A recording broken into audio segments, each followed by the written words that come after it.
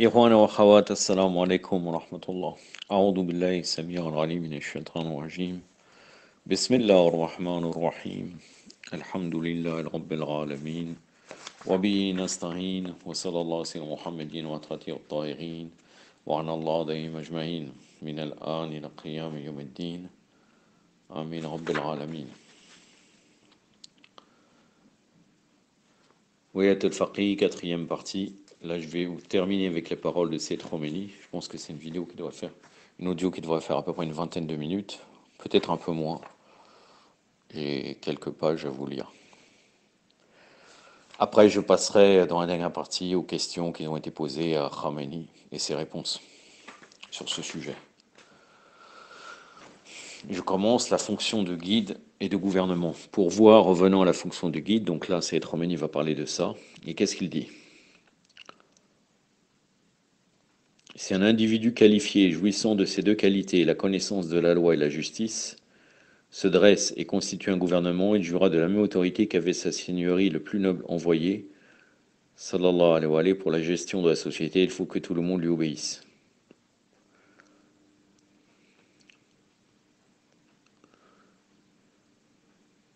Donc le critère de supériorité, ça serait selon lui la connaissance de la loi et la justice et le fait que quelqu'un se soulève et constitue un gouvernement, un individu qualifié. L'illusion comme quoi les pouvoirs du gouvernement du plus noble envoyé étaient plus importants que ceux de sa seigneurie, le commandeur des fidèles, Imam Ali alayhi salam, ou que ceux de ce dernier, le sont plus que ceux du docteur de la loi, est fausse et erronée. Bien entendu, les vertus de sa seigneurie, le plus noble envoyé, surpassent celles du monde entier, après lui, celle de sa seigneurie, le commandeur des croyants, alayhi salam, surpasse celles de tous les autres, mais le supplément des vertus spirituelles n'ajoute rien aux pouvoirs gouvernementaux. Donc là, bien sûr, il ne réduit pas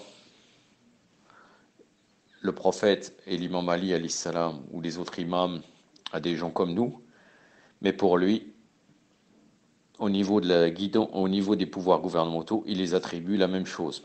Et c'est ce qu'on appelle, et ce qu'on appelait, parce que maintenant, ça, c'est plus la même chose à l'époque de Khamenei, la wilayat mutlaqa. Il considère que tous les pouvoirs que le prophète avait et l'imam Ali alayhi salam au niveau du gouvernement, au niveau de la loi, sont les mêmes. Il continue. Tous les pouvoirs et autorités que sa seigneurie l'envoyait et les autres imams, alayhi salam, avaient pour entretenir, mobiliser une armée, pour nommer des gouverneurs et des préfets, pour percevoir des impôts et les utiliser dans l'intérêt des musulmans. Allah a attribué tous ces pouvoirs au gouvernement effectif. Seulement, ce gouvernement effectif n'est pas une personne déterminée, mais un titre, le savant juste. Et l'Aqim Adel, c'est ce qu'on dirait là, on ne pourrait pas dire l'Alem, bon, on va dire l'Alem juste, hein, mais bon. Je dis le dirigeant juste parce que il y a une confusion en vérité. Il y a une confusion puisque sur ces points-là, ils ont les mêmes visions que les Mukhalifin. Lorsque nous disons qu'après l'occultation de l'imam Mehdi Ali Samad Jafaraja, le docteur de la loi a l'autorité que le plus noble envoyé les imams avaient, il ne faut pas s'imaginer que le rang des docteurs de la loi est le rang même des imams et du plus noble envoyé, parce qu'il n'est pas question là de rang, mais de fonction. Dans le terme wilayat al-faqih, wilaya signifie le gouvernement, l'administration du pays, la mise en application des lois de la sainte loi révélée. C'est une fonction lourde et importante, mais ce n'est pas quelque chose qui confère à quelqu'un une dignité et un rang extraordinaire et qui le place au-dessus des hommes ordinaires. Autrement dit, contrairement à ce que beaucoup s'imaginent, la wilaya dont il est question, à savoir le gouvernement, la mise en application et l'administration, n'est pas une prérogative mais une fonction et d'importance. L'autorité du docteur de la loi est une considération mentale qui n'a pas d'autre réalité effective que son institution. Là, normalement, c'est irtibari, c'est-à-dire une convention, on peut dire. Le terme qui autorise. Irtibari, c'est un terme juridique, donc ça veut dire conventionnel. L'autorité du droit est conventionnelle, on pourrait dire, à la place de considération mortale, si on veut l'appliquer vraiment dans le sens de la jurisprudence. Il n'a pas d'autre réalité effective que son institution, tout comme l'institution, c'est-à-dire l'établissement et la nomination d'un tuteur pour un enfant, sous le rapport de la fonction et de la disposition, le tuteur du peuple ne fait aucune différence avec le tuteur d'un enfant. C'est comme si l'imam nommait quelqu'un pour la tutelle, le gouvernement ou un poste quelconque, dans ces cas, il n'est pas concevable qu'il y ait une différence entre le plus noble envoyé et l'imam, d'une part, et le docteur de la loi, d'autre part. Par exemple, une des choses pour lesquelles le docteur de la loi a autorité est l'application des peines légales, c'est-à-dire du droit pénal de l'islam. Y a-t-il dans l'application des peines légales une distinction entre le plus noble envoyé, l'imam, et le docteur de la loi? Le docteur de la loi étant inférieur, doit-il frapper moins? Ou alors, comme la peine légale de la fornication est de 100 coups de fouet, si c'est la plus noble envoyée qui l'applique, frappera-t-il 150 coups de fouet?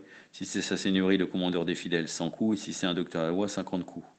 Ou bien le gouvernement est-il en charge du pouvoir exécutif et doit-il appliquer la peine déterminée par Allah, qu'il soit l'envoyé d'Allah, qu'il soit sa seigneurie, le commandeur des fidèles, qu'il soit représentant et le juge de sa seigneurie à Basra, ou à Koufa, qu'il soit le docteur de la loi de l'époque? La problématique, et ce que répond les fuqaha, c'est que la grande différence, c'est que le prophète et l'imam Ali est infaillible. Si on considère qu'on doit appliquer, comment on peut être sûr que vraiment on ne se trompe pas? C'est-à-dire on aurait une justice totale pour pouvoir appliquer ces châtiments. C'est pour ça que beaucoup de savants considèrent que certains châtiments corporels en période d'occultation sont suspendus. C'est-à-dire que même s'ils font, entre autres les Shirazis pensent comme ça, mais je ne peux pas dire que c'est dans tous les châtiments corporels. Mais pour certains châtiments corporels, ils disent que c'est les prérogatives de l'imam. Généralement, c'est sur ça que se portent les différences dans le al-Faqih quand on crée un État.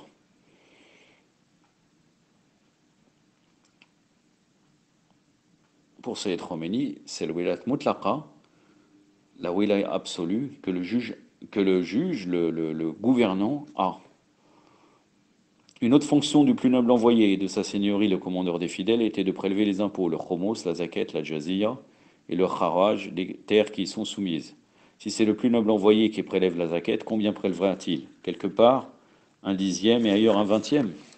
Sa seigneurie, le commandeur des fidèles, devenu calife, que fera-t-il? Et vous-même, une fois devenu docteur de la loi de votre époque et obéi, est-ce que dans ces choses, l'autorité du plus noble envoyé fait différence avec celle de sa seigneurie, le commandeur des fidèles, ou d'un docteur de la loi?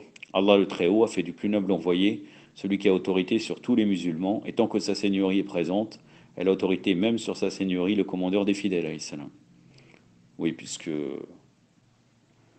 le prophète, de son vivant, il est effectivement celui à qui l'imam Ali doit obéir. C'est la même chose quand l'imam Ali est présent. Al-Hassan et Al-Hussein, malgré qu'ils sont imams, ils doivent obéir.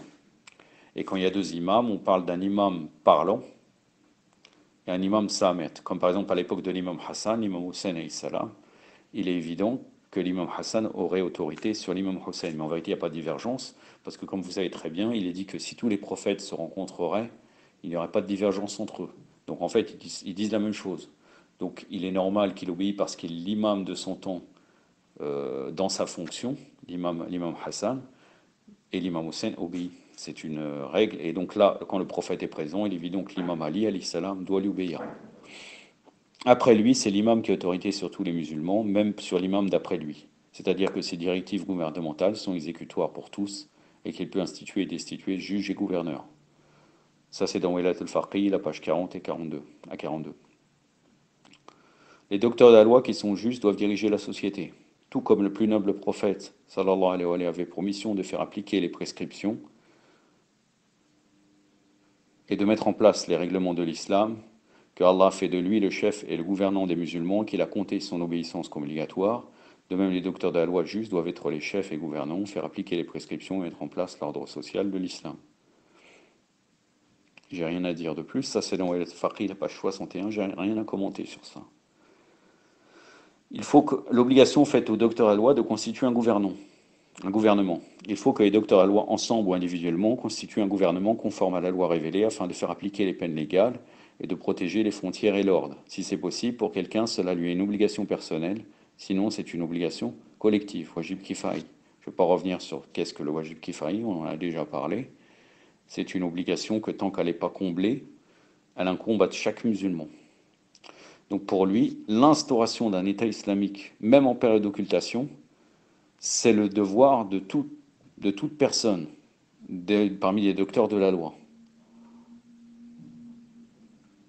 Et même si ce n'est pas possible, l'autorité n'est pas caduque parce qu'ils sont investis par Allah. C'est-à-dire que de fait, ils ont quand même cette autorité-là, même s'ils n'ont pas fait un État islamique. S'ils le peuvent, ils faire donc prélever les impôts, c'est-à-dire que dans une petite région, dans un endroit que par exemple le dirigeant autoriserait que ce faqih dirige, donc il pourrait faire la même prérogative comme s'il aurait un État islamique.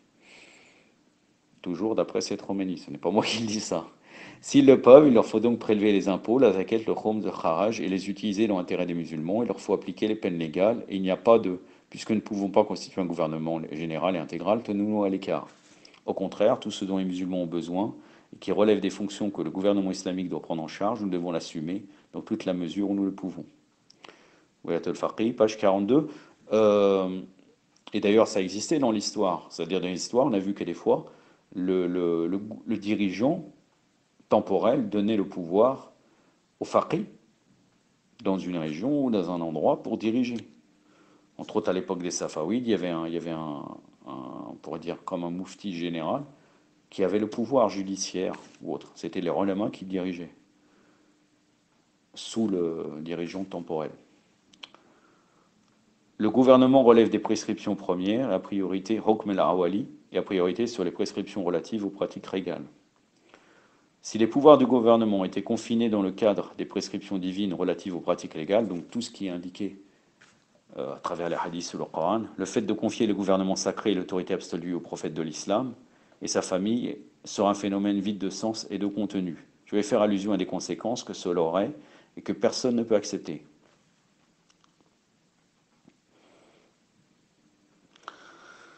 Le jugement premier, c'est tout ce qui est dans le livre et dans la sunna. Mais, ça c'est mes propos, le gouvernement islamique, il a affaire dans sa gestion de la société des problèmes et difficultés qui ne pourraient être dominés si l'on pouvait les traiter seulement sur la base des prescriptions premières, parce qu'il y a plein de choses qu'il n'y a pas. Et c'est pour ça d'ailleurs qu'en vérité, ils ont été confrontés à une réalité qui font que réellement, ils sont obligés, ils sont dans un système mondial. Donc ils ont été obligés, même au niveau des lois, à tous les niveaux, les lois extérieures de gestion de la société, comment ça marche, on ne le retrouve pas. Là, il va donner des exemples, c'est Romain. Par exemple, le fait de construire des routes qui nécessitent de toucher un domicile ou à son terrain n'entre pas dans le cadre de ce qui est permis par les prescriptions relatives aux pratiques légales. Le service militaire et l'envoi au front, empêcher l'entrée et la sortie des devises, empêcher l'importation ou l'exportation de marchandises, interdire la spéculation en dehors des 2 ou 3 cas déjà prohibés par les prescriptions relatives aux pratiques légales.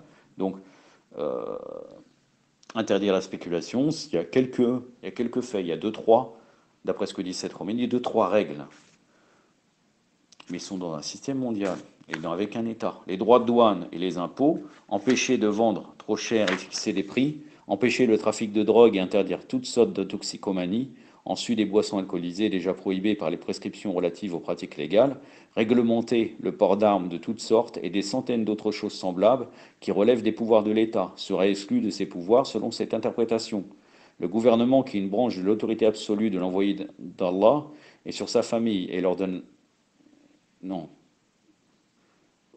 L'autorité absolue d'envoyer d'Allah, sallallahu alayhi wa alayhi, est une prescription première, Ahkam al-Awali, et a priorité sur toutes les prescriptions relatives aux pratiques légales, y compris la prière, le jeûne, le hajj. Le gouvernement peut détruire une mosquée ou un domicile qui se trouve sur le tracé d'une route, c'est-à-dire qu'il privilégie l'État avant la propriété individuelle et en verser le prix à son propriétaire. Le gouvernement peut, s'il le faut, fermer les mosquées ou détruire une mosquée pernicieuse dans le cas où l'on ne peut mettre un terme à sa nuisance sans la détruire.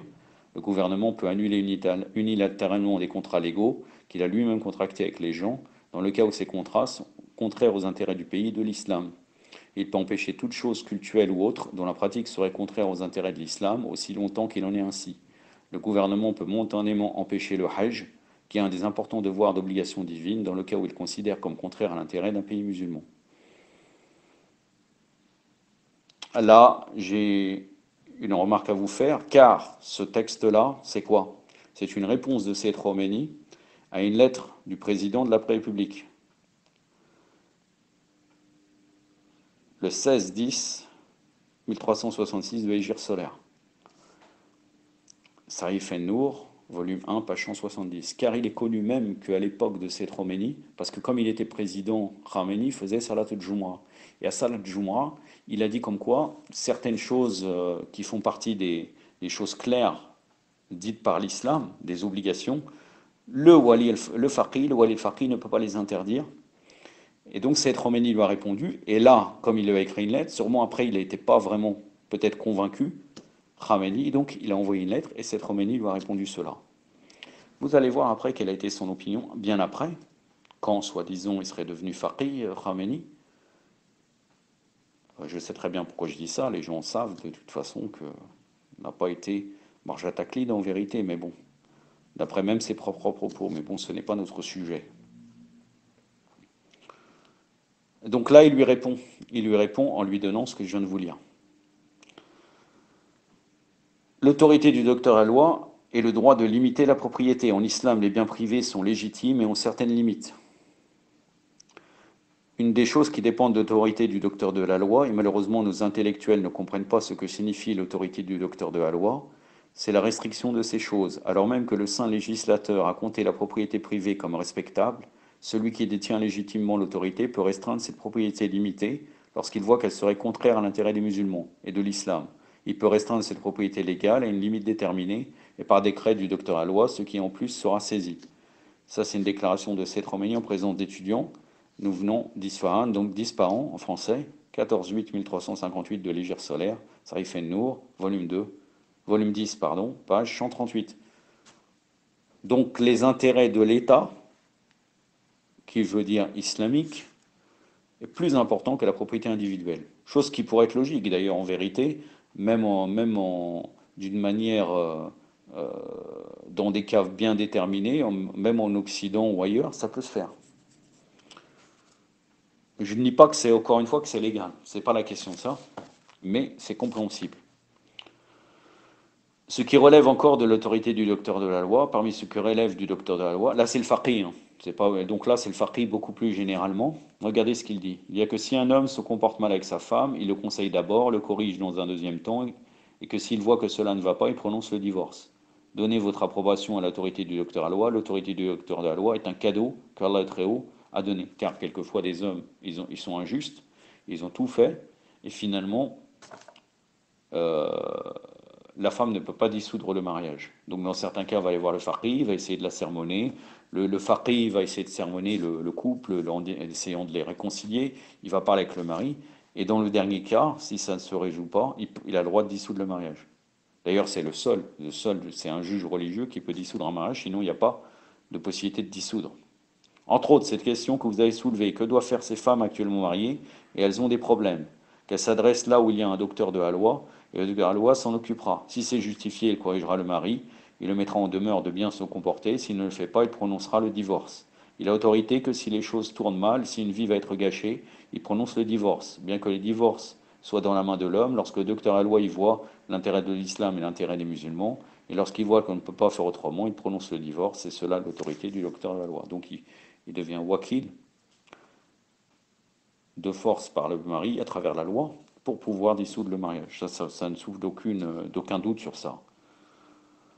Ça, c'est une déclaration de Sayyid Khomeini en présence des familles des martyrs du 15 Tordad 1342 de l'Hégire solaire, 5 juin 1963, 9-8 1358 de l'Hégire solaire, 31-10. À 15 Cordade, c'était un événement qui a eu lieu en 5 juin 1963, mais le discours a été fait le 9-8 1358 de l'Hégire solaire, 31-10 1979. Donc après l'instauration, au tout début de l'instauration de l'État, ils ont dit islamique. Sarif en-Nour, volume 10, page 87-88. On est terminé. يكتفي بهذا القدر وصلى الله على سيدنا محمد وعلى آله الطاهرين والسلام عليكم ورحمة الله